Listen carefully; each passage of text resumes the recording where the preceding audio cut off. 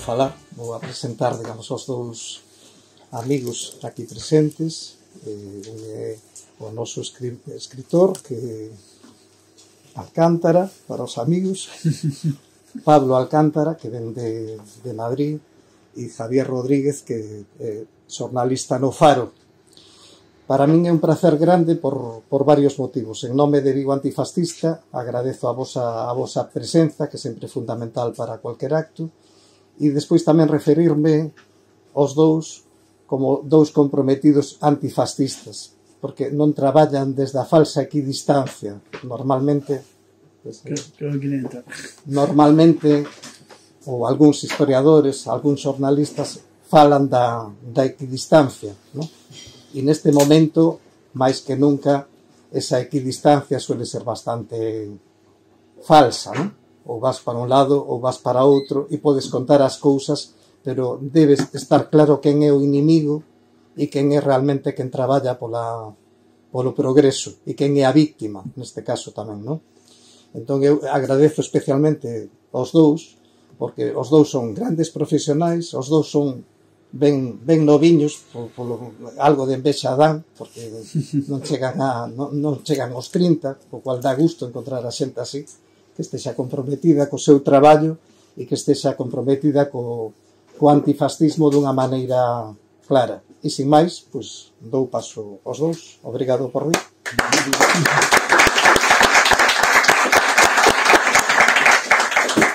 Bueno, pois presento-vos aquí a Pablo.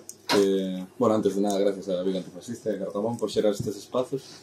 É un investigador asturiano, doctor cum laude pola Universidade Autónoma de Madrid, con ates en Historia Contemporánea, que xa nos contará que foi como o xermen deste traballo.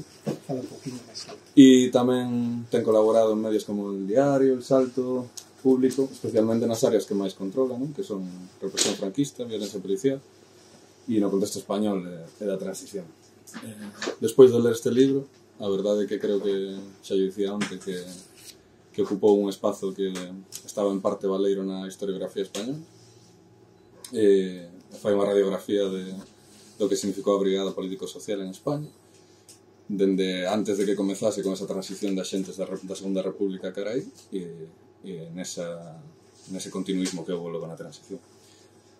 E nada, comentando como podíamos facer isto, queremos que sexa un pouco aberto e que tamén non son historiador, son xornalista, así que vamos facer unha especie de entrevista aberta. Invitámosvos a que interrumpades cando que irades para aportar, para matizar, para preguntar. Igual o debate é mellor deixalo para o final, pero as preguntas que vos vayan surxindo. Sobre todo porque vamos a facer como a cronoloxía do propio libro. Entón, pois, convidamos a iso. E nada máis. Empezamos xa polo principio, non? Falas aí na introdución, citas a Vázquez Montalbán, que le llama a la Brigada Político-Social como la Guardia Pretoriana de Franco, ¿no? Dices que tu intención es decir que sí, que tenía razón en esto. Entonces, quería preguntarte ¿por qué este libro y por qué ahora? Bueno, primero agradecer a Vigo Antifascista y a Xavier, ¿no? la invitación aquí a Vigo, ¿no? Que es un placer estar aquí, ¿no? Y bueno, a Javi por también estar aquí, ¿no? Por toda la conversación y demás, y por todo lo que vamos a hablar hoy, y a todos los asistentes, y también a Viva Cartabón por este gran espacio y bonito espacio que nos ha dejado, pues, ¿no? Para reflexión y para el debate y para hablar de mi libro. Y bueno, eso, cualquier cosa, cualquier cuestión que surja, pues bienvenida sea, porque bueno, la verdad que antes se lo decía a Javi, que a mí me gusta hablar poco y me gusta que la gente debata, porque bueno, yo creo que yo entiendo que estos temas interesan y, joder, el libro lo demuestra, ¿no? Que está yendo por su segunda edición y yo creo que son temas que no son cosas solo de pasado, sino que son una cuestión de actualidad, ¿no? Y bueno, por empezar por tu pregunta, claro, yo cuando empecé con estos temas, ¿no? A raíz de conocer a gente que había sufrido las torturas, ¿no? de esta policía política, ¿no? De la Brigada Político-Social, pues bueno, yo me interesé, ¿no? Porque bueno, sí que es verdad que en los últimos años pues ha habido muchos estudios sobre la represión franquista, sobre el papel de los militares, ¿no? En la represión de la dictadura, pero claro, sobre la Brigada Político-Social no había nada. De hecho, el primer libro que se publica sobre este tema es en el año 95 en Cataluña, y bueno, hay libros en Euskal Herria y en Valencia. Pero de hecho, mi tesis es la primera tesis sobre este tema, sobre la Brigada Político-Social, ¿no? En 40 años. Entonces, claro, yo quería entender la importancia, ¿no?, de esta policía política en lo que es el organigrama, ¿no?, de la represión, ¿no? La represión de la dictadura fue fundamental para mantenerse durante 40 años, ¿no? Bueno, no solo en la posguerra, ¿no? Porque, bueno, suele haber una imagen, ¿no?, de decir, bueno, de alguna cierta historiografía y demás, de decir, bueno, pues los años de la posguerra sí, fueron años de miseria y demás, y de hambre y de pelotones de fusilamiento, pero bueno, luego los años 50, 60 fue una época como más light, más moderna y demás. Es mentira, ¿no? La dictadura franquista fue una dictadura represiva desde el inicio hasta el final, ¿no? De hecho, los últimos fusilamientos del franquismo son 2 meses antes de la muerte del propio dictador, ¿no? Y claro, dentro de todo esto, ¿qué papel juega la brigada político-social? Pues es un pilar fundamental de la represión. Es un pilar, o sea, sobre todo a partir de los años 50, 60, ¿no? Porque sí que es verdad que en los años de posguerra, pues bueno, está la falange, está el ejército, donde también que juega un papel represivo importante. Pero claro, a partir de los años 50, 60, la Guardia Civil, la Policía Armada y luego la brigada político-social juegan un papel fundamental. De hecho, yo cuando estaba haciendo las entrevistas para el libro, y bueno, para la tesis primero y luego para el libro, tú lo veías, ¿no? Que digamos que esta policía política era el primer enlace con la represión, ¿no? Para, bueno, pues de las detenciones en las casas, los registros, las torturas, etcétera, ¿no? Luego, claro, luego venía pues la Dirección General de Seguridad, las cárceles, etcétera. Pero la brigada político-social era el primer contacto con la represión, ¿no? El primer contacto directo. Entonces, es uno de los pilares fundamentales de un pilar fundamental para el régimen, que es la represión y la violencia política. Y en este proceso de documentación extensísimo, ¿no? 4 años y pico, ¿no? ¿Con qué muros te encuentras? Hostia, buena pregunta, ¿no? Bueno, yo lo he dicho muchas veces, pero, o sea, en entrevistas y demás, y bueno, también en charlas que he tenido y demás, que podría hacer una tesis sobre las dificultades que he tenido a la hora de acceder a la documentación, ¿no? Porque, bueno, aquí, bueno, no sé si lo sabéis, pero, bueno, mucha gente aquí que historia y tal lo sabrá, pero aquí hay una ley, que es la Ley de Secretos Oficiales, que es una ley franquista, de la ley del año 68, o sea, 10 años antes de la propia Constitución, ¿no? Y luego está la Ley de Patrimonio Histórico del año 86, que estas 2 leyes son fundamentales para impedir que documentación, ¿no?, pues de militares, de policías que participaron en la represión franquista no se pueda consultar, ¿no? De hecho, tú, por ejemplo, para poder ir al archivo del Ministerio de Interior, ¿no?, que está en Madrid, donde están todos los expedientes de estos miembros de la Brigada Político-Social, tú tienes que demostrar que esa persona ha muerto hace más de 25 años para poder consultar su documentación, para poder consultar pues todos los papeles que hay sobre su vida laboral, que no son papeles donde pongan que practicó la tortura o demás, sino que son papeles, bueno, donde pone su currículum, ¿no? Donde, bueno, pues detuvo a tal comunista o detuvo a tal persona, o sea, que no son tampoco algo, vamos, que vas tú súper grave, ¿no? Pero es increíble, ¿no?, en este país, ¿no? Porque muchas veces cuando se habla de la memoria histórica, yo he hecho en falta todo el tema ¿no?, de los archivos, de la documentación, del acceso a los papeles, de poder... De hecho, por ejemplo, en el libro, que bueno, luego entraremos, imagino, ¿no?, todo el tema de las relaciones internacionales de la propia brigada, ¿no?, con la CIA y el FBI, que juegan un papel fundamental, ¿no?, en modernizar lo que es la propia policía política. Toda esa documentación yo la conseguí gracias a ir a los archivos americanos, que tú los puedes consultar desde tu propia casa. La CIA, ¿no? La CIA, que sabemos la violación de derechos humanos que ha hecho a lo largo del mundo. Joder, tú puedes consultar su documentación desde tu casa y es increíble que aquí pues te veas con muros y muros, ¿no?, de poder consultar la documentación, ¿no? De hecho, una anécdota que tengo, ¿no? Fui al archivo militar de Ávila y pedí documentación del año 57 y la primera vez que fui, luego sí que es verdad que la segunda vez que fui sí que me dejaron, pero la primera me dijeron que como era secreto oficial que no podía consultarlo. O sea, documentación de hace 60 años. O sea, es increíble, ¿no?, cómo pues se cierra, ¿no?, la documentación a los investigadores y bueno, pues eso, ahora con la nueva ley de memoria democrática se habla de comisiones de la verdad y tal, pero claro, si no haces la documentación, ¿qué verdad va a haber, ¿no? En el segundo capítulo, Pablo hace como una especie de categorización de perfiles, ¿no?, de agentes. Y hay una idea que propones en la entrada de ese capítulo que me parece fundamental y es un error que desde el antifascismo a veces convertimos en propio, y es focalizar las culpas en personajes muy simbólicos como puede ser González Pacheco, ¿no?, Billy el Niño, y no en analizar la estructura organizada, ¿no?, como brazo represor de la dictadura.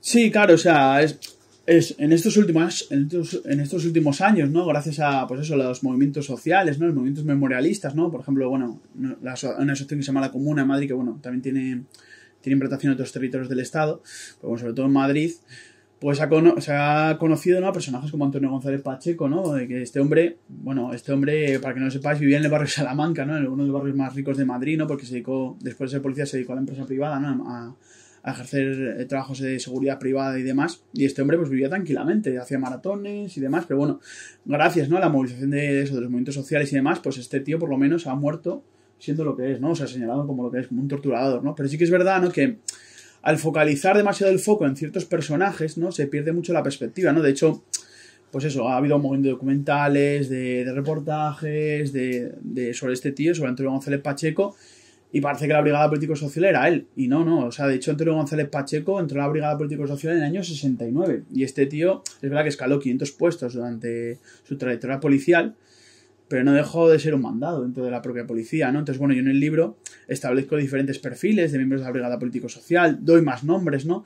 Pero sobre todo lo que has dicho tú, ¿no?, me interesa que estos nombres estén bien situados dentro de la estructura de lo que es la Brigada Político-Social. Por eso yo, pues, primero hago una introducción, ¿no?, explicando el nacimiento de la propia Brigada Político-Social, cómo está influida, ¿no?, por toda la represión del franquismo y demás, porque es fundamental, ¿no? Porque eso, si nos focalizamos en algunos nombres, que es importante señalarlos y darlos, no voy a negarlo, pero debemos perder la perspectiva de lo que es la propia policía, ¿no? Y parecer que, bueno, pues eso, Antonio González Pacheco era un tío que actuaba por su libre albedrío, su libre cuenta, claro, un sádico y demás, y bueno, los demás, pues bueno, eran hombres grises y tal. No, aquí todos torturaban, es verdad que había hombres que daban órdenes, pero daban órdenes para torturar a la gente, ¿no? Entonces, está claro que hay que señalar todo el aparato represivo, dar nombres, pero ponerlos en su contexto.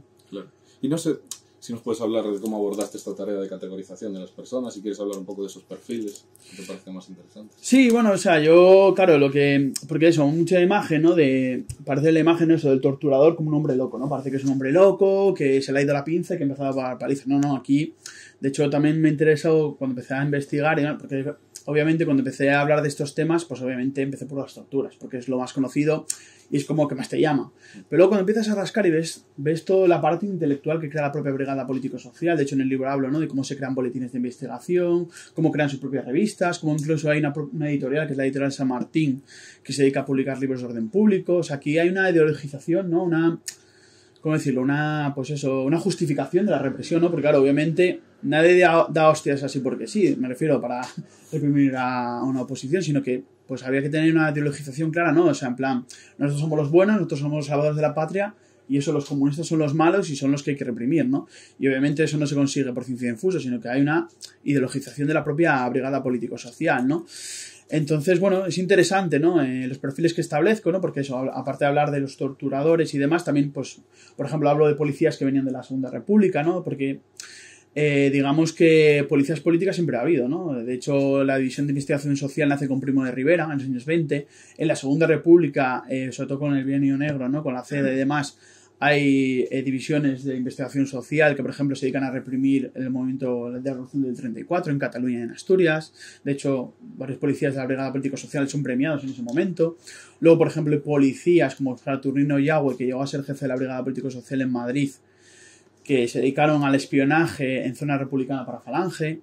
Luego, bueno, el caso de Roberto Conesa, ¿no? Que, bueno, para quien no conozca, Roberto Conesa fue uno de los agentes más importantes en Madrid, ¿no? De hecho, este hombre estuvo desde la detención de las 13 Rosas, participando ahí, hasta Martín Villa en el año 79, ¿no? Y estuvo, bueno, en la mayoría de operaciones, detenciones de militantes antifranquistas en Madrid. Y este hombre, porque, bueno, muchas veces cuando yo entrevistaba a gente y demás, pues te decían eso. Nosotros tenemos un infiltrado en la universidad o había un infiltrado en el centro de trabajo, pero yo he descubierto, ¿no?, a través de estos expedientes, que la propia Dirección General de Seguridad, que era la que coordinaba, ¿no?, el orden público a nivel estatal, y las jefaturas de policía reconocían que tenían gente infiltrada dentro de los aparatos, por eso, clandestinos, de oposición, y ellos lo reconocían. Incluso era una táctica a utilizar, ¿no?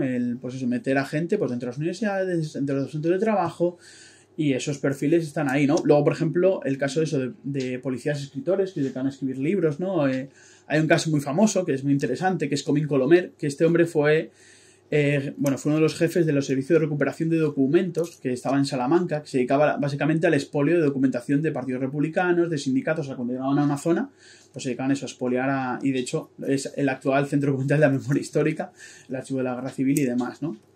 Y este hombre, pues luego, después de expoliar toda la documentación de republicanos y sindicatos y demás, pues se dedicó a escribir libros diciendo que, bueno, que la masonería era la gran culpable de los males de España y todo esto, ¿no? Todo este rollo de propaganda franquista. Y luego este hombre se hizo con una biblioteca de más de 10.000 libros que los custodia la Biblioteca Nacional en la actualidad, ¿no? O sea, para que veamos cómo pues mientras a los militantes antifranquistas les ha despreciado, los que fueron agentes de la Brigada Político-Social, pues gozan de grandes privilegios, ¿no? En la actualidad, ¿no? Que luego podemos hablar de ello. Y bueno, pues eso, establezco diferentes perfiles porque entiendo que no solo había el sádico torturador, sino que había gente que daba órdenes, había gente que escribía propaganda del régimen, porque tan culpable de la represión era el que daba hostias y el que torturaba como el que daba las órdenes. Porque muchas veces eso parece el rollo el poli bueno, poli malo. No, aquí todos eran malos, aquí todos eran al servicio de la represión del régimen, ¿no? Claro. Hay en el capítulo 3, que es uno de los que más me ha gustado a mí, que sobre los métodos, analizas toda la manera de trabajar de ellos. Empiezas haciendo una reflexión sobre lo que realmente esta gente estaba mal pagada, ¿no? Entonces yo te quería preguntar qué papel jugaban esas recompensas, esos honores de detenciones concretas, ¿no? Sí, bueno, de hecho era fundamental, ¿no? Todo el dinero que recibían, porque eso, como bien has dicho, eran mal pagados. De hecho, se dice que Roberto Conesa tenía un taxi, aparte del trabajo como miembro de la Brigada Político-Social, y toda esta gente recibía, pues eso, a base de tener a militantes antifranquistas, recibían grandes cantidades de dinero, ¿no? De hecho, luego también recibían medallas, por ejemplo, cuando enterraron a José Antonio Primo de Rivera en el Valle de los Caídos, también recibieron todos los policías una recompensa económica, ¿no? O sea, aquí tú ves cómo, pues eso, a través de las detenciones de militantes antifranquistas y demás, pues recibían miles y miles de pesetas, ¿no? De hecho, es curioso porque en algunos expedientes, pues aparte de dedicarse a detener a militantes antifranquistas, pues a veces detenía a gente pues que se dedicaba al tráfico de drogas o de pornografía, etcétera, y les daban más dinero por detener a gente de comisiones o comunistas y demás que por detener a gente que se había dedicado pues al tráfico de drogas y demás, ¿no? O sea, para el régimen franquista era más peligroso, ¿no? El enemigo subversivo político que el tema de la moral, ¿no? Que para el franquismo la moral, ¿no? La moral nacional católica y demás era muy importante, ¿no? Y sin embargo, pues obviamente era más peligroso el rojo, ¿no? Que el que se dedicaba pues al tráfico de estupefacientes y demás, ¿no? Y es bastante interesante ver todos los expedientes y ver la cantidad de dinero que recibieron y de medallas, ¿no? Que esas medallas, por cierto, luego en democracia, por ejemplo, como vimos con el caso de Billy el Niño, siguieron recibiendo en su jubilación un plus, ¿no? Entonces aquí vemos cómo pues esta gente pues siguió recibiendo grandes salarios, incluso eso, después de la democracia, que luego imagino que lo haremos de ello. Claro. Te introducías ahora ya un poco, pero si quieres andar un poquillo más, sobre estos boletines informativos, boletines internos que generaba la propia Brigada Político-Social, ¿no? Porque ahí divulgaban métodos, también alardeaban de detenciones, y también me interesaría que hablases un poco, y creo que le va a interesar a la gente, unas pinceladas puedes dar sobre las relaciones con la Gestapo, con la policía gala, pero también con la CIA y con el FBI. Sí, la verdad que los boletines estos son bastante interesantes, porque, bueno, primero se crean unos boletines que son los boletines de investigación antimarxista, que los crea el Comín Colomer famoso que la verdad que son muy interesantes porque tú ves ahí cómo el régimen franquista pues veía a las diferentes organizaciones republicanas, veía la historia de España, pues eso, que Rusia codiciaba a España, codiciaba al país y quería acabar con España, y bueno, todo esto, el rollo de la masonería, o sea, la verdad que lo lees y flipas de la gente lo que escribía, ¿no? Y cómo, pues eso, el contubernio judeo-masónico y demás, ¿no? Lo que conocemos. Y la verdad que son muy interesantes para ver eso, como obviamente pues no tienen ningún interés, o sea, me refiero, como historia, pues hombre, hay que cogerlo con pinzas. Pero para ver eso, la propaganda del propio régimen franquista son muy interesantes, ¿no? Y luego en el año 47, digamos que se profesionalizan y se crean unos boletines de investigación social que básicamente son boletines técnicos donde, bueno, pues eso, se relata, pues por ejemplo, en Vigo detuvimos a 20 comunistas y ahí pues a la relación de nombres y es muy interesante para ver cómo... Luego, de hecho, por ejemplo, incluso tenían boletines anuales donde hacían una relación de la gente que habían detenido. No encontré mucho de eso. Es que, claro, todo el tema de acceso a las fuentes, la dificultad, también la dispersión de las propias fuentes, pues muchos de esos boletines yo creo que han desaparecido y no se pueden consultar todos. De hecho, creo que, por ejemplo, en el Archivo Histórico Nacional, que fue donde los consulté, hay unos 100 y te caen muchísimos más, estoy seguro, ¿no? Porque, de hecho, se hacían cada 2 meses, o sea, que tiene que haber bastantes más, ¿no? Pero bueno, son interesantes, ¿no? Para ver... Luego es como veía la propia sociedad española. De hecho, hay un boletín del 65 donde hacen un análisis de la universidad. Por ejemplo, anda la universidad aquí en Galicia, bueno, en todo el territorio del Estado español. Y es muy interesante eso, como veían la propia sociedad española, ¿no? Y son muy interesantes. Y bueno, todo el tema de la relación de la Gestapo y la CIA. No quiero tampoco eso desvelar mucho porque quiero que la gente lea el libro. Pero bueno, es interesante, ¿no? Porque eso, se ha hablado mucho, ¿no? Por parte de una historiografía, ¿no? De que Franco nos salvó de la Segunda Guerra Mundial, ¿no? Franco en Hendaya se impuso, o sea, habló con Hitler para que España no entrara. Es una mentira como una casa. Pero aquí se ve, ¿no? Con el tema de la relación entre la Gestapo y la Brigada Político-Social, que está claro que las relaciones entre Alemania nazi y la España franquista eran totalmente profundas, ¿no? Y totalmente, vamos, o sea, estaban cohesionados los ambos regímenes, ¿no? Porque Hitler, que era el jefe de la Gestapo, vino a España para entrevistarse con autoridades policiales españolas, con Serrano Suñer, que era el cuñado de Franco, y luego no es casualidad que el año siguiente se crea, en el año 41, la ley de policía, que es la que crea la propia brigada. O sea, digamos que la brigada político-social tiene que ver mucho, hunde sus raíces en los propios miembros de la Gestapo, ¿no? De hecho, viajan varios miembros de la Gestapo aquí a España, como Paul Winzer, que fue uno de los más destacados de la Gestapo, para introducir pues, técnicas de tortura, etcétera y demás. Y bueno, es verdad que esto es más conocido, pero el tema de la CIA y el FBI no es tan conocido, porque, bueno, pues es que he tenido que ir a los archivos americanos para poder consultar toda esta información, ¿no? Y es increíble, por ejemplo, bastantes miembros de la Brigada Político-Social y sobre todo jefes viajaron a Estados Unidos para recibir cursos de instrucción policial, ¿no? Justo en el año 53, ¿no? Bueno, ahora estamos con todo el tema de la OTAN y demás, o sea, tiene que ver bastante, ¿no? En el año 53, ¿no? Es cuando, bueno, la relación entre la España franquista y Estados Unidos, pues ya son, bueno, se unen y demás. Y bueno, todo el tema de las bases militares y demás, y es cuando empieza a ver las relaciones entre la propia Brigada Político-Social y la CIA, ¿no? Y digamos que la CIA lo que ayuda es a modernizar la propia policía, porque claro, aquí digamos que actuaban pues, de una forma bastante chusca, ¿no? Pues eso, torturando, pues eso, con violencia y demás. Y digamos que la CIA y el FBI pues les enseña pues técnicas de tortura psicológica, bueno, pues eso, a intentar hacer un análisis más científico de lo que es la sociedad y demás. Y bueno, la verdad que es muy interesante, ¿no? Todo el tema de las relaciones de la CIA y el FBI. Hay una operación que hablo en el libro que es muy interesante, que bueno, no quiero desvelar porque eso quiero que la gente coja el libro, pero bueno, salen varias entrevistas y demás. Y bueno, es muy interesante y es bastante, o sea, yo creo que hay mucho más que rascar sobre ese tema, pero vamos, está claro que las relaciones entre la CIA, el FBI y la Brigada Político-Social fueron muy profundas, o sea, fueron bastante interesantes y bastante, vamos, que llegaron bastante lejos. Ahora, si te parece, podemos hablar un poco de antifranquismo, ¿no? y de la reacción del régimen a través de la Brigada Político-Social a esa reorganización de la sociedad civil. El principal actor opositor era el PC, ¿no? En aquel momento, y hay un momento histórico que es dramático para ellos, que es la invasión del Valle de Arán. Y a partir de ahí, mediados de los 40, digamos que se empieza a fortalecer las asociaciones de guerrilleros, ¿no? Bajo el mando del PC, dentro del país y no desde fuera. ¿Cómo responde a la guerrilla la brigada? Claro, o sea, bueno, una de las cosas del libro, ¿no? Aparte de eso, de señalar a los verdugos, ¿no? Y señalar a los represores y demás, pues también es eso, el señalar, ¿no? La importancia de la lucha antifranquista, ¿no? Y de la movilización, que no paró, ¿no? En ningún momento, ¿no? De hecho, yo soy de Asturias, y Asturias fue un territorio donde la lucha, desde el inicio hasta el final de la dictadura, no paró, ¿no? Hubo momentos donde hubo menos lucha, obviamente, ¿no? Fruto de la represión, pero la lucha no paró, ¿no? Y el movimiento guerrillero fue un movimiento, bueno, aquí en Galicia también, ¿no? De hecho, el caso de Opiloto, ¿no? Que fue el último, bueno, es verdad que ya andaba solo, pero bueno, el último caso del último guerrillero asesinado por los franquistas, en el año 65. Y pues eso, vemos como pues el movimiento guerrillero, ¿no? Como bien has dicho, ¿no? Después de la victoria aliada en la Segunda Guerra Mundial y la esperanza, ¿no? Que tenían los guerrilleros de que los aliados iban a invadir España y demás, que bueno, fue una esperanza vana, ¿no? De hecho, la que hablaste, ¿no? De la operación de esta reconquista en el Valle de Arán, ¿no? Que entraron más de 3.000 guerrilleros, si no me equivoco, por la frontera. De Gaulle les abandonó. O sea, digamos que fueron abandonados, ¿no? Por las potencias aliadas, los antifascistas españoles. A 50.000 españoles. Claro. Entonces, digamos que, bueno, la Brigada Político-Social, claro, antes, porque después una desmoralización, porque claro, ven que pasan los años y que el franquismo, aunque es de condenado, pero realmente condenado de papel, pero luego realmente no se actúa contra la propia dictadura, ¿no? Y digamos que hay una desmoralización por parte de los guerrilleros. Y claro, ahí empieza la Brigada Político-Social junto con la Guardia Civil y la Policía Armada a reprimir con saña, ¿no? De hecho, para la propia brigada es fácil, entre comillas, reprimir a esta gente porque, claro, muchos de ellos pues habían actuado ante la Segunda República, en la Guerra Civil y los tenían fichados, ¿no? Muchos de ellos. Y aunque obviamente pues muchos estaban escondidos en los montes y demás, pues eso, cuando digamos les aislaron de la sociedad.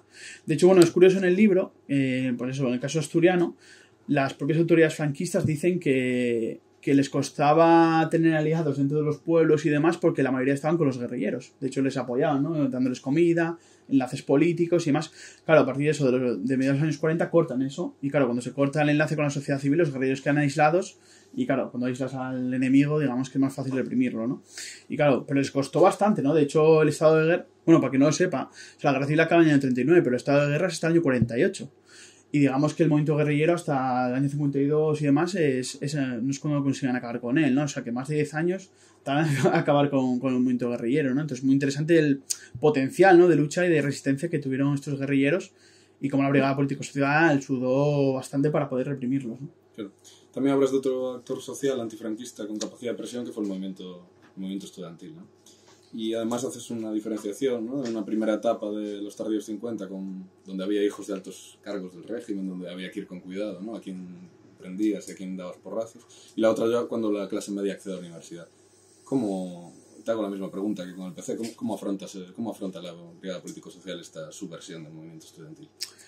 Claro, después de la aniquilación, ¿no?, del movimiento guerrillero, hay unos años donde, digamos, hay una cierta paz, ¿no?, paz de los cementerios, ¿no?, por toda la gente que habían reprimido y demás, donde incluso en los propios boletines la Brigada Político-Social se siente exultante, ¿no?, de eso de que hemos acabado, ¿no?, con la subversión, aunque hay que tener cuidado y demás.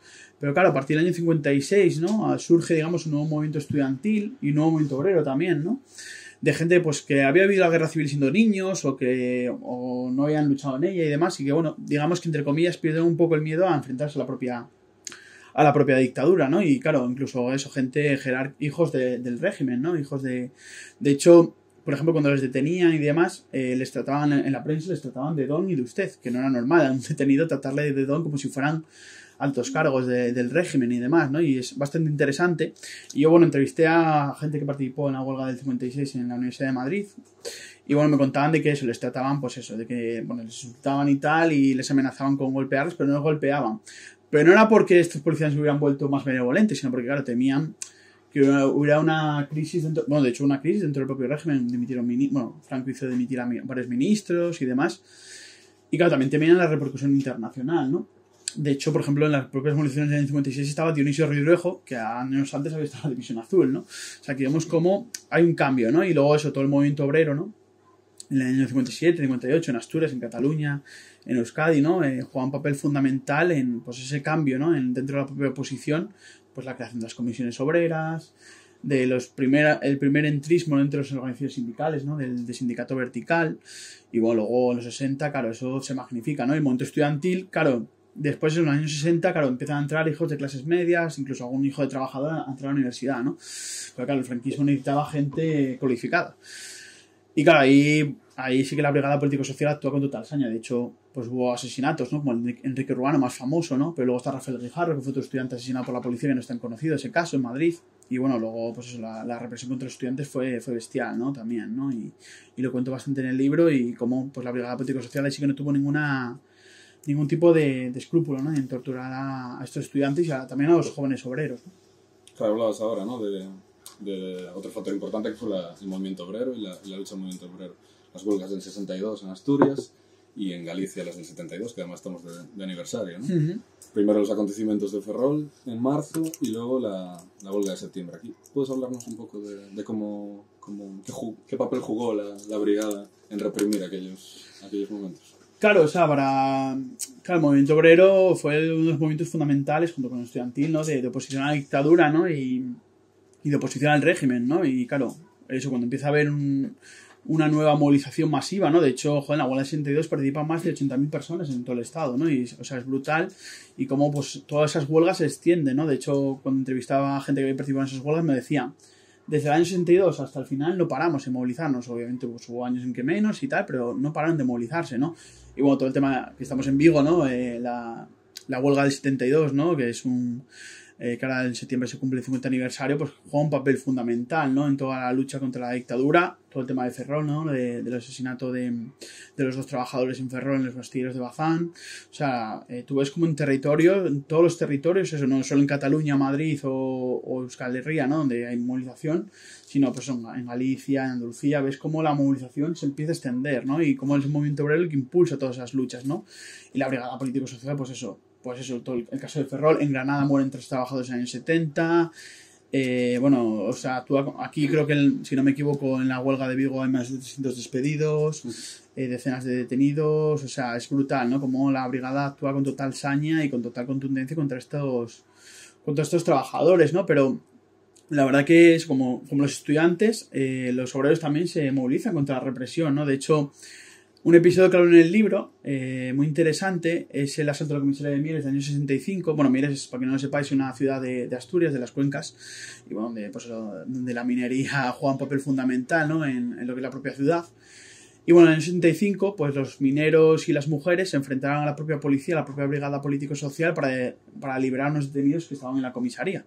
Y la verdad que es un episodio muy interesante y desconocido, que yo no conozco que haya un episodio así parecido en todo el territorio del Estado español. Ojalá, yo lo he intentado buscar y no he encontrado nada y, joder, es interesante ver cómo ese cambio de chip, ¿no? De cómo la gente pasa de tener miedo a, pues, a decir, venga, vamos a enfrentarnos a la policía, incluso en un momento en que, pues por hacer huelgas o manifestaciones te pueden meter 10 o 20 años de cárcel, ¿no? Entonces es muy interesante, ¿no? Cómo actúa la propia oposición antifranquista, ¿no? Y bueno, la verdad que la represión fue hasta los últimos años, hasta los últimos momentos del franquismo, ¿no? De hecho, en el libro hablo de un episodio interesante que, bueno, el 1 de mayo del 75, aquí en Vigo se asesinó a un joven trabajador, que es Manuel Montenegro Simón, que era trabajador obrero de Fenosa, y que es un episodio totalmente desconocido, ¿no? Yo creo, muy desconocido, ¿no? De cómo, pues eso, la brigada político-social, la policía armada... Bueno, esto fue un guardia civil el que le asesinó, de hecho, la Guardia Civil lo fueron a enjuiciar, pero lo absolvieron un tribunal militar diciendo que, bueno, estaban en sus funciones y ya está. Así fue lo que hicieron con la mayoría de miembros de la brigada, ¿no? Decir que, bueno, pues estaban en sus funciones y que no van a entrar en la cárcel, ¿no? O sea, es increíble cómo, pues todos estos crímenes, obviamente, ¿no? De represión y demás quedan totalmente impunes. Claro. Por cerrar un poco el apartado aquí de antifranquismo y de oposición, también en los últimos años de la dictadura aparece este movimiento social asociado a las profesiones liberales, ¿no? Los abogados también, artistas intelectuales, pero también aparece la lucha armada y el terrorismo. ¿Cómo gestiona esto la brigada y cómo la oposición se organiza para hacer frente a la reacción de la brigada? Claro, eso, a partir de los años 60, 70, claro, la oposición se ensancha, ¿no? Digamos que ya no son los sectores clásicos, ¿no? Como el movimiento obrero estudiantil, sino que incluso eso, pues, bueno, los abogados laboralistas que juegan un papel fundamental en defender a los militantes, ¿no? Que iban a la cárcel y demás. Y, bueno, pues luego artistas, intelectuales, sectores de profesiones liberales que habían estado con la dictadura, ¿no? Casi siempre, ¿no? Pues arquitectos, ingenieros, pues empiezan a movilizarse contra la dictadura, ¿no? Incluso sectores de los militares, ¿no? E incluso muy minoritario, obviamente, ¿no? Pero había militares que se pusieron a la propio franquismo y a la propia dictadura, ¿no? Y bueno, pues eso, claro, a la brigada político-social supuso un quebradero de cabeza, ¿no? Porque, claro, no entendieron los cambios sociales que se están dando en todo el propio país y les costó entender que sectores clásicos o gente que pues hasta hace pocos años había estado con el propio régimen, pues estaba movilizando contra la dictadura, ¿no? Y pues eso, la verdad que, bueno, la brigada político-social reprimía a todo aquel que se movilizaba contra la dictadura y pues eso, vigilaban lo que hacían en los despachos, lo que hacían en teatros, lo que se hacía en centros culturales y toda actividad estaba vigilada. Pero claro, obviamente eso les chocaba, ¿no? Que ver que gente, ¿no? Abogados o arquitectos se movilizaban contra el propio régimen. Claro. Hablando ya de transición, ¿no? Y no sé si pseudo-transición, quería que nos contases así un poco en líneas generales sobre esa conversión de una policía política franquista en una supuesta policía democrática, ¿no? Casi de la noche a la mañana. Si realmente fue una transición efectiva o fue más efectista. Bueno, interesante, ¿no? O sea, porque, bueno, aquí lo que pasó en la transición fue, bueno, que se dice muchas veces, ¿no? Que se acostaron franquistas y se levantaron demócratas, ¿no? Pues con la brigada político-social pasó lo mismo, ¿no? Muchos de estos miembros, ¿no? Que, bueno, pues habían cometido crímenes de lesa humanidad, torturas, etcétera, pasaron de ser, pues eso, eran torturadores franquistas a superagentes demócratas, ¿no? De hecho, Roberto Conesa, de que habíamos hablado antes, este hombre había recibido denuncias, ¿no? De, pues eso, de militantes antifranquistas y demás, pues por malos tratos y demás. ¿Y qué pasó? Pues con la ley de amnistía, la mayoría de estas denuncias, ¿no? La amnistía fue una lucha de la izquierda, obviamente, ¿no? Y una movilización de la izquierda, ¿no? Por liberar a los presos. Pero claro, la ley de amnistía fue utilizada como una ley de punto final, ¿no? En su segundo artículo lo deja bien claro, ¿no? Todos los crímenes de policías, de autoridades y demás, pues quedan totalmente impunes. No lo pone así, pero bueno, a grosso modo, ¿no? Y claro, pues eso, la mayoría de denuncias que hicieron en esos años de malos tratos y demás, pues quedaron en un cajón. De hecho, bueno, en el libro hablo de un caso en Canarias, donde un policía había sido condenado a 6 meses de cárcel y una multa por haber torturado a varios comunistas, y con la de amnistía eso quedó totalmente, o sea, quedó en un cajón, ¿no? Y claro, pues eso, gracias a la ley de amnistía, pues todos estos policías y demás, pues eso, pues pasaron a ser superagentes demócratas y participaron, o sea, no solo fueron policías rasos, sino que fueron jefes de las brigadas antiterroristas, de brigadas antigolpe, que es gracioso, ¿no? Que la mayoría de esta gente estaba vinculada a grupos de extrema derecha y a grupos golpistas que les pusieron a comandar brigadas antigolpe, ¿no? Pero es curioso, ¿no? Y bueno, luego en el libro pues hago una relación de diferentes nombres, de personas, porque es que no fue algo anecdótico. O sea, la mayoría de miembros de la brigada pasaron eso de ser policías franquistas a policías demócratas, entre comillas, ¿no? Obviamente sin que hubiera depuración, sin que hubiera ningún tipo de juicio ni nada, como sí que pasó en Portugal, ¿no? Gracias a la Revolución de los Claveles, en Portugal sí que hubo policías que fueron juzgados y que hubo policías que fueron depurados de sus funciones, ¿no? Pero aquí no, aquí, y vamos, muchos de ellos, pues hasta bien entrados los 90, estuvieron ahí, por ejemplo, el tema de los GAL, estuvieron gente de la Brigada Político-Social, y bueno, todos lo conocéis, ¿no? El famoso Villarejo. El Villarejo, yo en el libro hablo de él porque él aparece en papeles deteniendo a gente, a militantes antifranquistas en el año 75, ¿no? Y este hombre estaba allí en la Brigada Político-Social y sigue participando desde su empresa privada, pero sigue participando en operaciones policiales turbias. O sea, aquí vemos que no es una cosa del pasado, o sea, porque yo, como historiador, ¿no? Vinculado pues al compromiso político y al compromiso social, yo no entiendo la historia como una acumulación de datos, como una cosa del pasado, de, oh, qué bien, cuánto sabemos. No. Aquí el pasado nos sirve para entender los problemas del presente y para transformar el futuro y para transformar las cosas, ¿no? Y tú ves, como más en el Estado español, está todo totalmente vinculado, ¿no? Pues todo el tema de Jusapol, la operación Pegasus, o sea, tú ves como la operación Kitchen, lo de la Policía Patriótica, que estamos viendo ahora también otra vez. O sea, tú ves como todo está muy vinculado a esa no depuración de la transición de la propia policía que viene del franquismo, ¿no? Sí, además creo que está guay señalar el papel cómplice, ¿no? Que juegan los dos ministros de Interior, claro, ¿no? A derecha y a supuesta izquierda. Sí. Pues Martín Villa, ¿no? Rodolfo Martín Villa de la UDC y Barrio Nuevo del PSOE en plena época de los GAL. Sí, bueno, de hecho, de Martín Villa me encantaría hacer un libro en un futuro porque Martín Villa para mí representa lo que es el hombre de Estado, o sea, representa lo que es el hombre que representa el Estado franquista y luego en democracia, pues eso, está en UCD, luego en el Partido Popular y luego, bueno, en diferentes empresas, en Endesa, creo, y demás. Y este hombre, pues eso, ha estado en todos los araos desde los años 60 hasta prácticamente hoy, ¿no? Y este hombre, Martín Villa, fue el responsable político, digamos, ¿no? De mantener a toda esta gente en lo que es las jefaturas policiales, ¿no? De hecho, en el libro aparece una foto de Martín Villa con Roberto Conesa y, bueno, este hombre, bueno, escribió en el 83 una autobiografía, ¿no? Hablando de su papel como ministro. Y en el libro lo dice, él dice que, bueno, pues toda esta gente que venía de la Brigada Político-Social pues nos servía para luchar contra el terrorismo y demás, y que yo estaba muy orgulloso de mantener a esta gente, que tenía despachos habituales con ellos, ¿no? En su despacho del Ministerio del Interior, o sea que él no se avergonzaba de nada ni nada de eso, bueno, y actualmente tampoco se avergüenza de nada, ¿no? De hecho, por suerte, ¿no? Gracias a esta movilización, ¿no? de los colectivos de memoria, Martín Villa está siendo reconocido como lo que es, ¿no? Un hombre que estuvo implicado en crímenes de lesa humanidad, en la matanza de Vitoria, en crímenes del franquismo y en encubrir a todos estos policías, ¿no? No como, por ejemplo, el caso de Fraga, ¿no? Que Fraga murió siendo un demócrata. Por lo menos Martín Villa, pues yo creo que por lo menos, igual no sé si va a haber justicia penal, ojalá que sí, pero por lo menos una justicia histórica, ¿no? De decir que este hombre fue lo que es, ¿no? Y bueno, luego Barrio Nuevo, que luego fue, claro, porque supuestamente, bueno, de hecho en el libro hablo de algo muy interesante que es el sindicalismo policial, ¿no?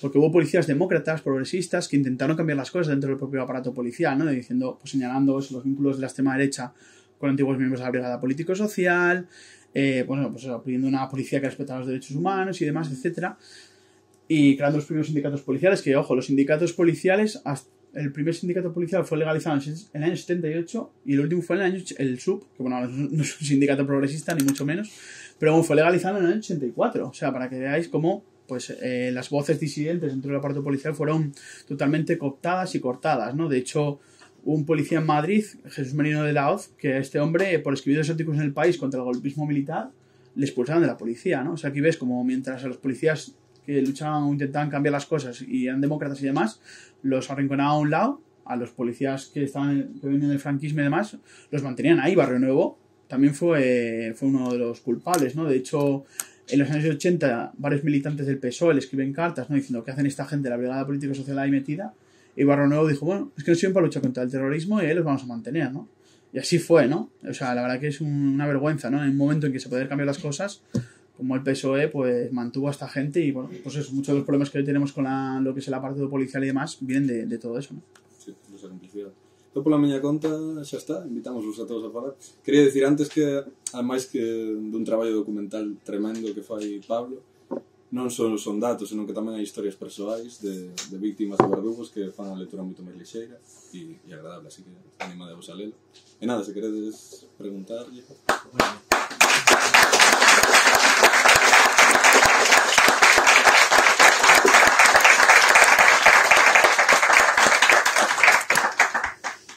Sí. Vas a facer un segundo libro? ¿Sobre este tema dices o...? Sí, sí. Pregunta directa, me gusta. ¿Respondo o...? Sí, ¿no? Vale, guay. Bueno, pues, yo, a ver, los investigadores, aunque estemos... Porque de hecho yo no trabajo, o sea, me refiero, trabajo en esto, pero estoy trabajando en otras cosas, en trabajos precarios, porque la historia, pues, por desgracia no da de comer. Y bueno, mientras estoy opositando, pues estoy con otras cosas, buscándome la vida en Madrid. Pero eso, el investigador siempre tiene el gusanillo, ¿no? De seguir investigando, porque eso... Yo, digamos que eso es la primera tesis sobre el tema y eso, sobre la brigada político-social en sí, hay 5 libros. O sea, porque se ha hecho mucho sobre la violencia policial en la transición, sobre la represión de posguerra, hay muchos libros y se han hecho muchos trabajos muy buenos y bastante interesantes, ¿no? En los últimos años, pero sobre este tema hay muy poco escrito. Entonces, yo obviamente voy a seguir con esto. De hecho, se me ha encargado ahora, aquí hago un spoiler, sobre un libro sobre la Dirección General de Seguridad, que era en Madrid, donde se celebran las uvas, era un centro de tortura. O sea, y mucha gente no lo sabe. Bueno, ahí no hay una placa que lo diga. Hay una placa de las víctimas del COVID, del 2 de mayo y del 11M, pero no hay una placa que diga que ahí se torturaba gente, ¿no? De hecho, bueno, las propias víctimas y demás lo están reclamando, pero obviamente, pues Ayuso no va a hacer nada, obviamente, ¿no? Pero eso, voy a hacer un estudio sobre lo que fue la Dirección General de Seguridad en la Puerta del Sol y bueno, quiero hablar de otros centros de detención en el Estado porque obviamente no fue solo la Dirección General de Seguridad, sino Vía Laitana en Barcelona, en Asturias la comisaría de Oviedo, que bueno, es increíble que la mayoría de estos centros o han sido abandonados y se han tirado o siguen siendo comisarías de policía, ¿no? O sea, es curioso, ¿no? Y bueno, yo creo que voy a seguir investigando, pero lo interesante no es que solo investigue yo, sino que, de hecho, bueno, yo no me acuerdo el nombre, pero bueno, escribió un chico interesado en investigar la Brigada Político-Social en Galicia. O sea, digo, que me gusta ver cómo este trabajo está abriendo una ventana, ¿no? O una puerta a que otra gente investigue estos temas y a que se interese por ello, ¿no? Yo creo que, o sea, yo la historia no la entiendo como un trabajo individual de yo estar encerrado como una rata de biblioteca viendo legajos y demás, sino que es un trabajo colectivo, ¿no? De hecho, yo creo que interesante sería que se creara un grupo de investigación que investigara estos temas, que investigara la brigada político-social, la violencia policial y demás, ¿no? Porque, claro, obviamente, eso, pues el trabajo individual de un historiador, pues vale mucho, pero si nos unimos muchos, mucho mejor, ¿no? Porque yo creo que eso, que está muy bien el heroísmo de investigar estos temas, pero está bien que otra gente se interese por ello y que se abra una espita, ¿no? Porque eso, queda mucho por investigar sobre este tema. Pues eso, la actuación de la brigada político-social en zonas donde no había gran movilización más allá de eso, de Cataluña, pues yo que sé, la actuación de la Brigada Político-Social en Andalucía, o las relaciones entre la Brigada Político-Social y la PIDE, que es la Policía Política de Portugal, que obviamente seguro que hubo relaciones, ¿no? Y vamos, quedan hay muchos temas y yo espero que este libro por lo menos abra una puerta a seguir investigando, ¿no? Porque, bueno, y no solo de esto, o sea, bueno, la guerra, muchos temas, o sea, y bueno, también por desgracia, hasta que no se abran muchos archivos, pues poco podemos hacer, ¿no? Entonces, también con el tema de la memoria, insistiré mucho en eso, en la investigación y en los archivos, porque está muy bien el tema de las fosas u otras cuestiones, que obviamente hay que apoyarlas, pero si no se abran los archivos, poca verdad vamos a tener, ¿no? ¿Se encuentra mucha presión en las investigaciones? ¿Presión a qué te refieres? Si presionan mucho cuando se está investigando, si hay gente por detrás que se opone a que se pueda investigar. A ver, yo como personalmente no tengo ninguna presión de nada, o sea, yo de hecho, yo con, por ejemplo, mis tutores, bueno, Fernando para mí fue un grandísimo tutor, ¿no? Pero bueno, todos mis tutores sí que pues era de otra línea más moderada, digamos, y bueno, nunca me puse impedimento a investigar nada, nunca me dijo nada. Y luego lo que he hablado ahora, ¿no? El impedimento en los archivos de ir ahí, por ejemplo, mira, hubo un caso en la transición que fue el secuestro de Olivia Escusa por parte de los Grapo y yo fui a un archivo en Madrid a intentar investigarlo y de hecho aparecía el nombre de Pío Moa y fui a investigarlo y de repente me encontré una carpeta que estaba sellado y ponía que por la ley de patrimonio histórico que no se podía ver y yo le pregunté al archivero, oye, ¿cuándo se va a poder ver esto? Y dice, en 2038. Digo, pues nada, igual estoy muerto para esas, ¿no? O sea, es increíble, ¿no? Ver Y claro, eso, yo, es como presión, como yo de persona, no, bueno, más allá de pues los comentarios cuando hay una entrevista en las redes sociales de eres un subvencionado, un rojo y esas cosas, pero bueno, eso es una tontería, ¿no?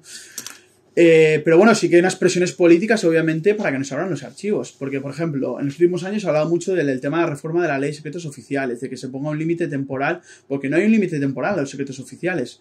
De hecho, hasta hace poquito, esa ley se aplicaba con retroactividad, es decir, por ejemplo, bueno, un amigo mío, que es Julián Badillo, que es un historiador del anarquismo, que presenté con este libro en Madrid, me contó que el desastre del Maine, que fue el desastre que empezó después la guerra de Cuba y la guerra de Cuba en 1898, que fue la voladura, una polémica que hubo y tal, todo el informe sobre el desastre del Maine no se podía consultar hasta hace pocos años. Y es una cosa que pasó en el siglo XIX, que por temas de seguridad nacional y demás, y como era secreto, no se podía consultar.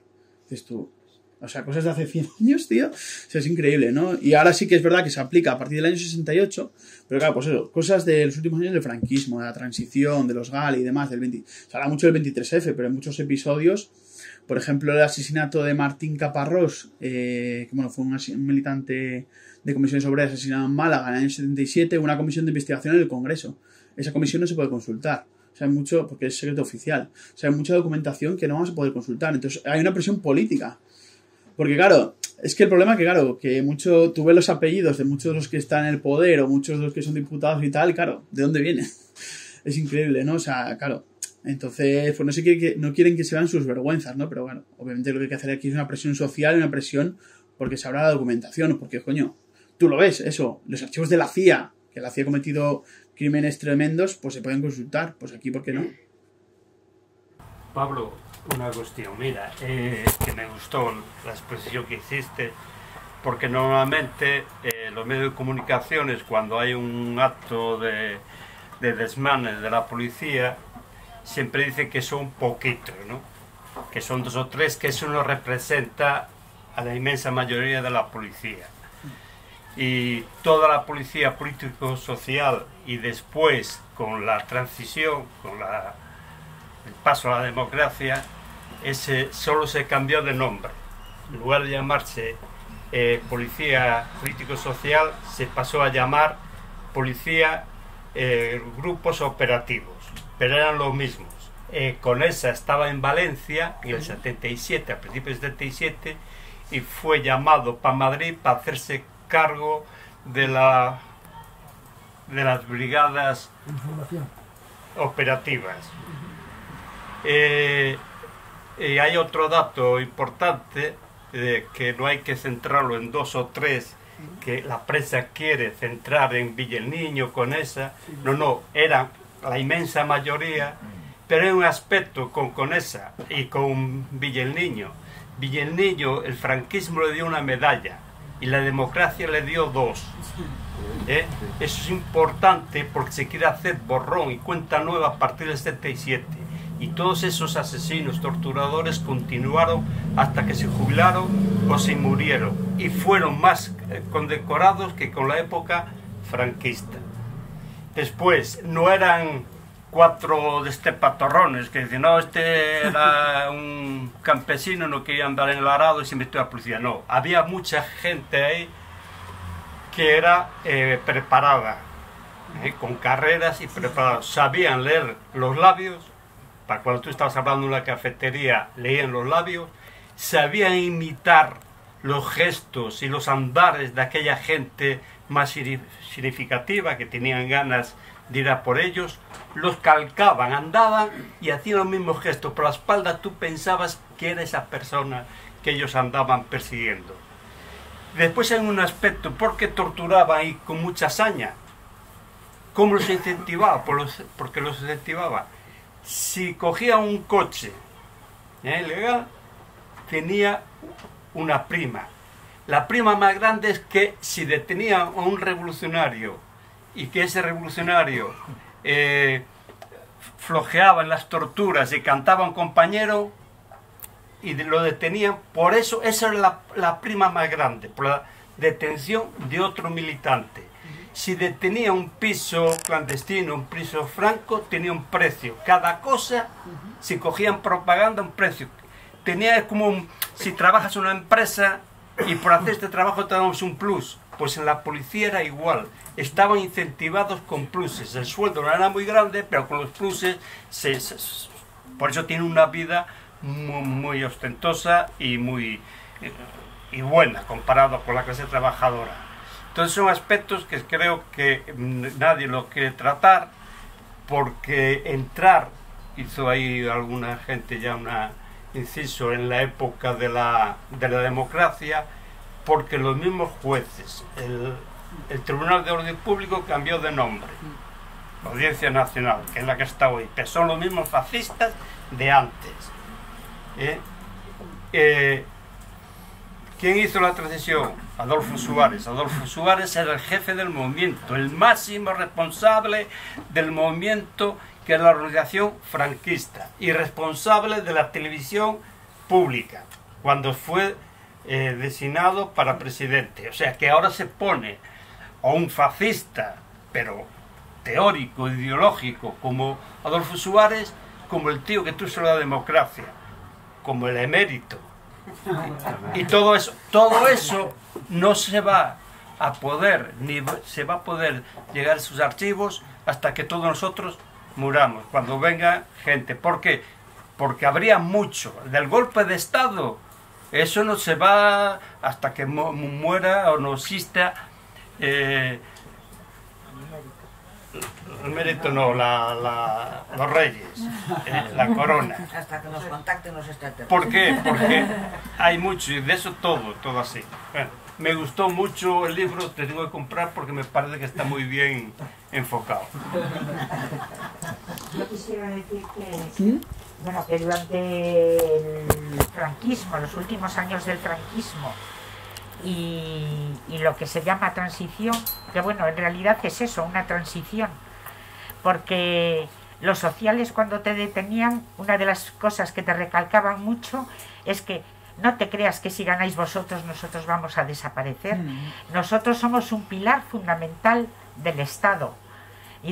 O sea que aunque ganes tú, yo seguiré estando donde estoy y haciendo el trabajo que hago, porque me necesitarás a mí para que te informe, porque si no, no te podrás mantener en el poder. Y eso es lo que se ha hecho. O sea, se ha hecho realmente una transición. No se derrocó el franquismo, Franco se murió en su cama. Y después todos eran demócratas, se montó la Junta Democrática, había la UMD, los militares demócratas, los policías, todos eran demócratas. Pero con llamarse demócratas no se hace una democracia. Pablo, nada más. También... Y los infiltrados no solamente estaban en la universidad, también estaban en los partidos políticos. Todos los partidos políticos tenían sus topos. Hablabas, ya más o menos dijo algo la señora, de los infiltrados. Pues claro que sí. Aquí en el 1978 en Vigo hubo un infiltrado asturiano, que donde el camarada que acaba de hablar ahí sabe de eso. Caímos bastantes y fuimos encarcelados por ese topo que había. Se llegó a coger, en fin, los libros, la historia está ahí, la prensa está ahí, que lo sabe, lo que pasó, él lo sabe, más o menos. Y ya te digo que efectivamente topos en el 78, que en plena falsa democracia, un asturiano era... Cayó más gente por ese tío que la hostia. Pero la hostia caímos. Por eso que eso va a tardar mucho, en que eso están ahí como, vamos, parecen serpientes que no se miran. Están metidos en los agujeritos. Solo un detalle de que conté aquí el compañero. Ese confidente de la policía jugó un papel muy importante en las huelgas de Dascón del 78. Aquí hubo una huelga muy importante de Dascón que cerraron. Ese era un mitinero, claro, no tenía miedo, entonces hablaba sin miedo, ¿no? Los otros trabajadores tenían miedo, pero ese era un verdadero líder de los obreros de Ascón. ¿Cómo se llamaba? Yo no me acuerdo. Yo lo único que sé que él decía en el 78, Puedo buscar. en el 1 de mayo, decía que quería saber quién era Lucho. Que él estaba en el PCR, en el comité en el Partido Comunista de España reconstituido en Asturias, y quería saber quién era Lucho. Y yo, claro, a mí aquello ya me mosqueó, porque resulta que Lucho era yo.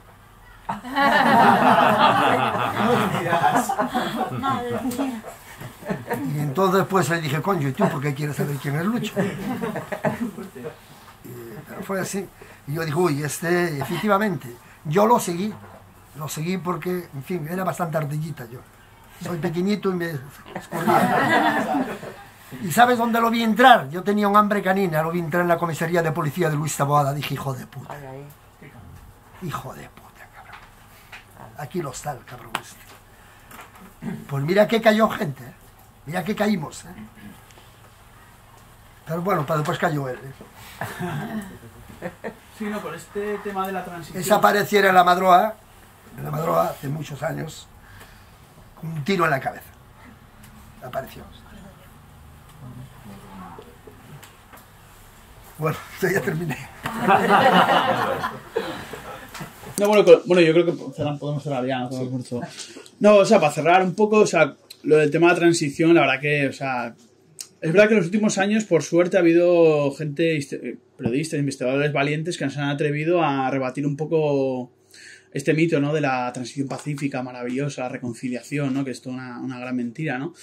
Bueno, os animo a leer, aparte de mi libro, a Sophie Baby, David Ballester, que acaba de sacar un libro sobre la violencia policial, Mariano Sánchez Oler, que me hace el epílogo del libro y que ha escrito un libro muy bueno sobre la transición sangrienta, ¿no? O sea, aquí vemos cómo la policía fue utilizada y utilizaban a los policías franquistas porque sabían que ellos eran los que mantenían el orden público y la paz social. O sea, para mantener con sangre y fuego toda la paz social y claro, que eso, que digamos que el proceso de transición no se moviera más allá de los límites de la paz y el consenso, porque aquí, joder, es verdad que Franco murió en la cama, pero joder, hubo mucha gente que luchó y se movilizó y eso hay que ponerlo en valor, ¿no? De hecho, muchos historiadores que dicen, Franco murió en la cama, pero el franquismo murió en la calle, ¿no?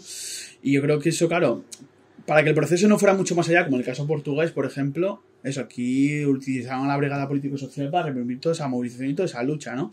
Y eso, por suerte, en los últimos años se está viendo, pues eso, muchos investigadores y, bueno, y asociaciones como Vigo Antifascista, La Comuna, o sea, un montón de asociaciones que por suerte están rebatiendo ese discurso de la transición, ¿no? De la transición eso, maravillosa y modélica, ¿no?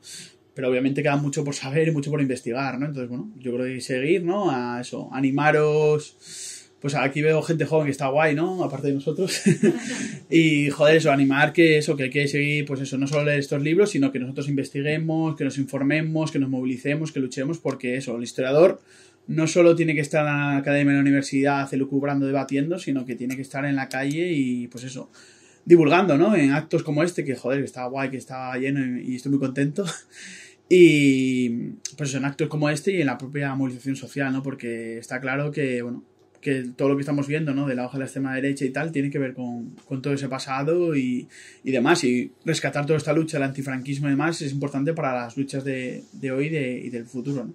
Entonces, bueno, yo creo que os animo a comprar el libro y, bueno, que cualquiera que quiera hablar conmigo, encantado. Yo quisiera decir además que la transición tampoco fue tan modélica. Hubo más de 1000 muertos durante la transición. No, lo que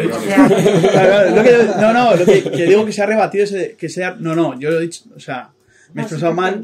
Pero quería decir lo de más de 1000 muertos, que se dice pronto. Claro, eso, los libros que os he dicho lo dicen bien claro, ¿no? Lo rebaten bien.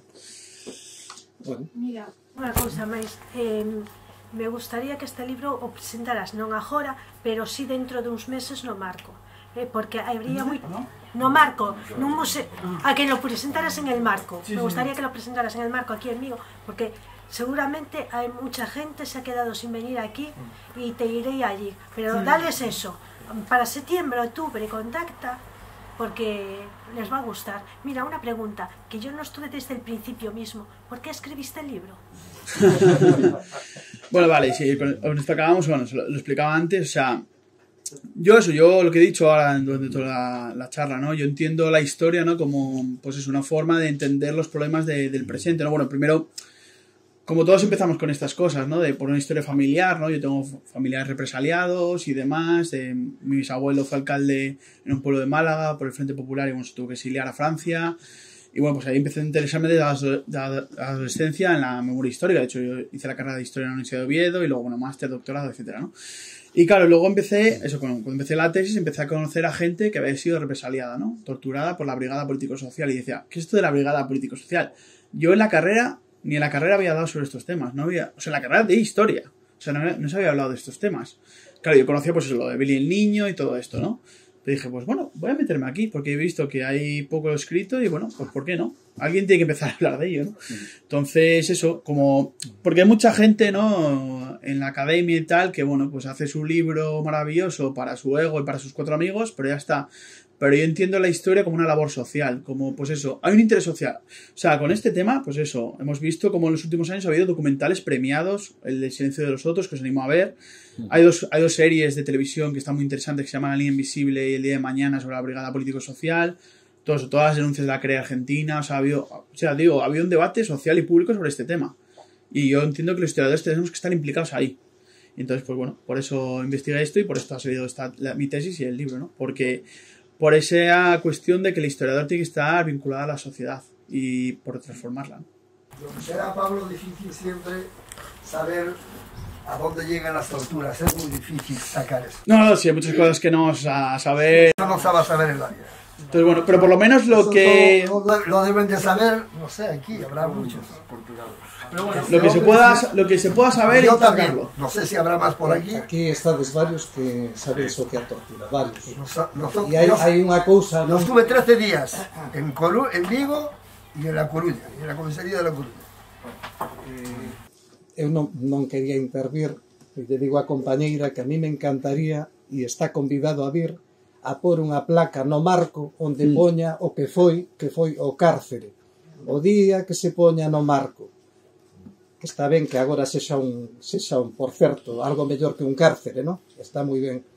Pero o día que veña Pablo, me encantaría que inauguráramos unha placa onde puxera a cantidade de presos que houbo aí, os que foron torturados, e ademais unha placa pondo o que realmente foi un cárcere desde onde saiu a primeira vez que comezaron a reprimir no 36, o 20 de xullo, saíron dese cárcere para asasinar na Porta do Sol. Por tanto, o día que se poña nese cárcere ou nese museo non cárcere, ese día que veña Pablo e facemos unha conmemoración.